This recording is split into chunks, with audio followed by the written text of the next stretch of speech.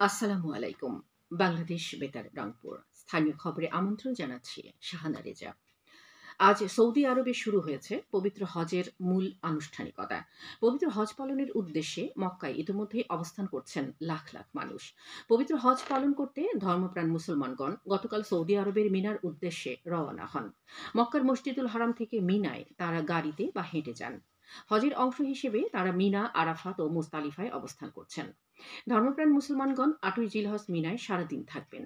৯ই জিলহজ ফজরের নামাজ আদায় করে আরাফাতের ময়দানে যাবেন এবং মসজিদে নামিরা থেকে হজের মূল আনুষ্ঠানিকতার খুতবা শুনবেন। সেখানে তারা সূর্যাস্ত পর্যন্ত অবস্থান করবেন। এদিন হাজিরা জোহর ও আসরের নামাজ একসাথে আসরের সময় আদায় করবেন। সূর্যাস্তের পর আরাফাতের ময়দান থেকে মুজদালিফার উদ্দেশ্যে যাবেন। সেখানে পৌঁছে মাগরিব ও ঈশার নামাজ একসাথে ঈশার নামাজের সময় আদায় করবেন। এরপর মুজদালিফায় রাত যাপন ও পাথর সংগ্রহ করবেন হাজিরা। ১০ই জিলহজ ফজরের নামাজ আদায়ের পরে মুজদালিফা থেকে আবার মিনায় ফিরে আসবেন তারা। মিনায় এসে বড় জামারাতে কঙ্কর নিক্ষেপ, কোরবানি ও মাথা মুন্ডন করে স্বাভাবিক পোশাকে মক্কায় পবিত্র কাবা তাওয়াফ করবেন। ঈদে ঘরমুখো মানুষের হয়রানি ও টিকিট কালোবাজারি বন্ধ, পকেটমার, মলম পার্টি ও অজ্ঞান পার্টির দৌরাত্ম্য রোধ সহ মহাসড়কে যান চলাচল স্বাভাবিক রাখতে সাব কন্ট্রোল রুম চালু করেছে রংপুর মেট্রোপলিটন পুলিশ ও র্যাব। গতকাল নগরীর মডার্ন মোড়ে সাব কন্ট্রোল রুমের উদ্বোধন করেন রংপুর মেট্রোপলিটন পুলিশের ভারপ্রাপ্ত police commissioner Saifuzzaman Faruqui. RAB ১৩ এর অধিনায়ক কামরুল হাসান এ সময় উপস্থিত ছিলেন। এ সময় জানানো হয়, সাব কন্ট্রোল রুমের মাধ্যমে ঈদের ঘরে ফেরা মানুষ ও ঈদ পরবর্তী কর্মস্থলে ফেরত যাওয়া যাত্রীদের নানা সেবা প্রদান করা হবে। সেই সাথে কোরবানির পশুর হাট এবং অন্যত্র ঈদ করতে যাওয়া মানুষের ঘরবাড়ির নিরাপত্তা দেবে পুলিশ ও র্যাব।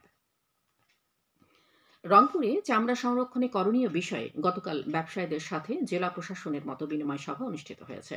জেলা কালেক্টরেট সম্মেলন কক্ষে অনুষ্ঠিত সভায় জেলা প্রশাসক মোহাম্মদ মোবাশ্বের হাসান সভাপতিত্ব করেন। সভায় মূল্যবান চামড়া রক্ষায় দক্ষ লোকের সাহায্যে সতর্কতার সাথে পশুর চামড়া ছাড়ানো, সঠিক নিয়মে লবণ প্রয়োগ ও পরবর্তীতে স্থায়ীভাবে সংরক্ষণ বিষয়ে আলোচনা করা হয়। সরকারি কর্মকর্তা ও ব্যবসায়ী প্রতিনিধিগণ সভায় উপস্থিত ছিলেন।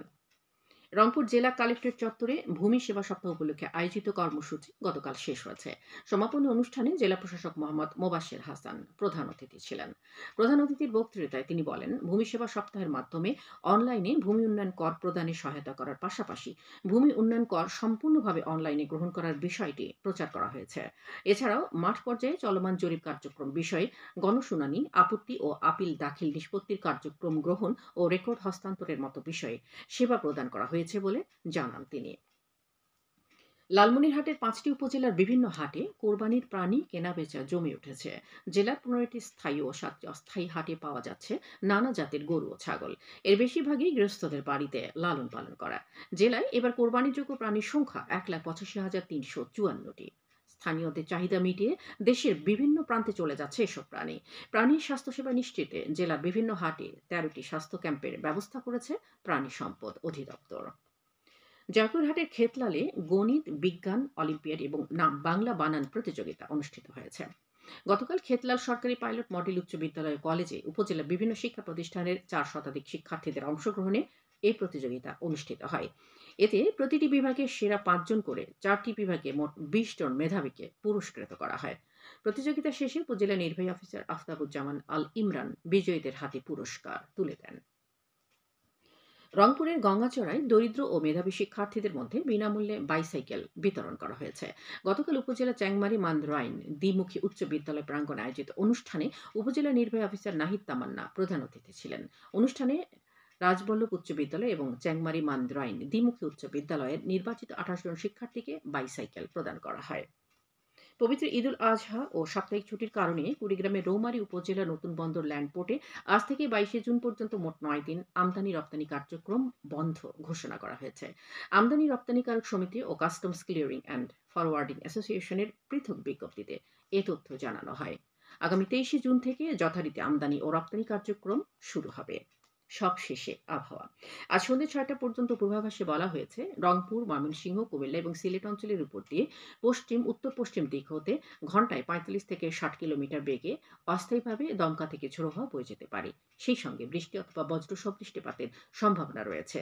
এসব এলাকা নদীবন্দরগুলোকে ১ নম্বর সতর্কতা সংকেত দেখাতে বলা হয়েছে। খবর শেষ হলো। বাংলাদেশ বেতারে ঢাকা, কুমিল্লা, চট্টগ্রাম, রাঙ্গামাটি, রাজশাহী, খুলনা, রংপুর, ঠাকুরগাঁও, সিলেট, ময়মনসিংহ, বরিশাল, গোপালগঞ্জ, কক্সবাজার এবং বান্দরবান কেন্দ্রের AM এবং FM এর অনুষ্ঠান অ্যাপসের মাধ্যমে অনলাইনে প্রচার করা হচ্ছে। গুগল প্লে স্টোর এবং অ্যাপল স্টোরে অ্যাপসটি পাওয়া যাচ্ছে। আমাদের পরবর্তী স্থানীয় খবর প্রচারিত হবে সন্ধে ৭টায়।